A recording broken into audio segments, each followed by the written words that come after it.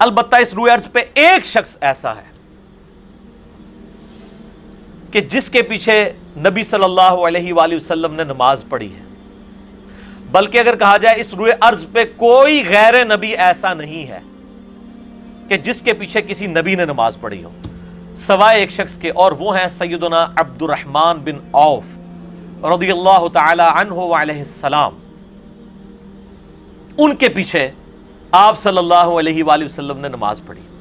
اور یہ حدیث صحیح مسلم کے اندر کتاب الطہارہ چیپٹر میں انٹرنیشنل نمبر کے مطابق 633 ہے۔ یہ نمبر مجھے اس لیے یاد ہو گیا کہ میں اکثر لوگ سوال پوچھتے رہتے ہیں،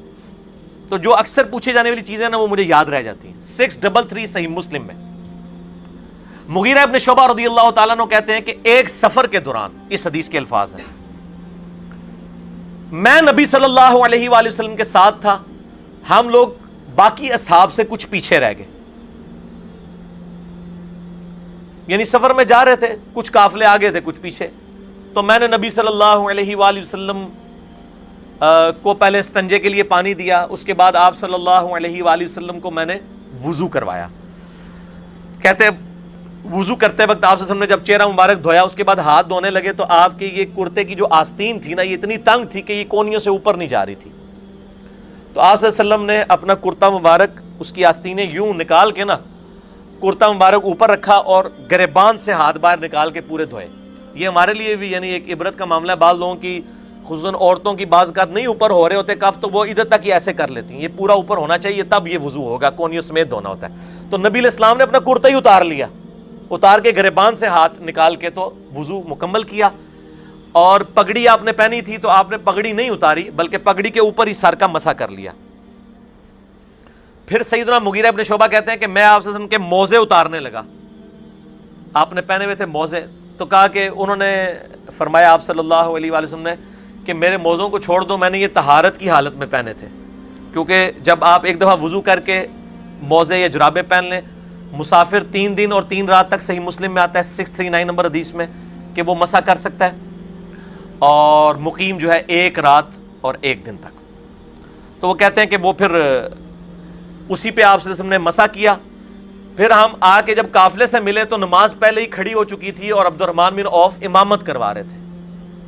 تو صحابہ کرام نے سبحان اللہ کہہ کے ان کو متوجہ کیا، لیکن نبی علیہ السلام نے پھر عبد الرحمن بن عوف کو بھی اشارہ فرمایا کہ وہ نماز پڑھاتے رہیں۔ عبد الرحمن بن عوف نے حکم کو ادب پہ ترجیح دیتے ہوئے، جو اصلی مسئلہ بھی یہی ہے کہ حکم کو ادب پہ ترجیح دی جائے، نماز پڑھاتے رہے۔ نبی صلی اللہ علیہ وآلہ وسلم نے ان کے پیچھے نماز پڑھی، لیکن آپ صلی اللہ علیہ وآلہ وسلم کی 1 رکعت چھوٹ گئی تھی۔ جب سلام پھیرا تو آپ صلی اللہ علیہ وآلہ وسلم کھڑے ہوئے، اور مغیرہ ابن شعبہ کہتے ہیں رضی اللہ تعالیٰ عنہ میں بھی کھڑا ہوا، اور ہم نے اپنی 1 رکعت مکمل کی جو امام سے رہ گئی تھی۔ یہ واقعہ صحیح مسلم میں 633 نمبر حدیث میں موجود ہے۔ ایک واحد صحابی ہیں عبد الرحمن بن عوف جن کے پیچھے نبی صلی اللہ علیہ وآلہ وسلم نے نماز پڑھی ہے، باقی حضرت جبرائیل علیہ السلام کے پیچھے پڑھی، لیکن جبرائیل علیہ السلام بھی غیر نبی نہیں ہیں، وہ فرشتوں کے پیغمبر ہیں، وہ ایک الگ معاملہ ہے، اور وہ بھی فرشتوں کے پیغمبر ہیں، وہ غیر نبی نہیں ہیں، وہ نبی ہیں، فرشتوں کے نبی ہیں، پیغمبر ہیں۔ یہ عبد الرحمن بن عوف رضی اللہ تعالیٰ عنہ کی بہت بڑی خوبی ہے، اور اللہ تعالیٰ نے ان کو یہ فضیلت عطا فرمائی اس حوالے سے رضی اللہ تعالیٰ عنہ علیہ السلام۔ اللہ تعالیٰ قیامت والے دن ہمیں آپ صلی اللہ علیہ وآلہ وسلم، آپ کے صحابہ، آپ کے اہل بیت کا ساتھ نصیب فرمائے۔ اچھا ادھر میں ضمناً ایک مسئلہ عرض کر دوں، یہ 633 نمبر حدیث ہے نا، اس کے بعد 5-6 حدیثیں آپ آگے جائیں گے تو 639 نمبر حدیث ہے، اور 640 اور 641 کنزیکٹیو 3 حدیثیں ہیں کہ اما عائشہ رضی اللہ تعالیٰ عنہ و سلام اللہ علیہا، ان سے کسی نے آگے پوچھا کہ یہ جو موزوں پہ مسح کی مدت کتنی ہے، تو انہوں نے کہا تم علی ابن ابی طالب کے پاس جاؤ، ان کا زیادہ وقت نبی علیہ السلام کے ساتھ سفر و حضر میں گزرتا تھا، وہ تمہیں مسئلہ بتائیں گے۔ آپ حیران ہوں گے کہ بیوی اما عائشہ ہیں،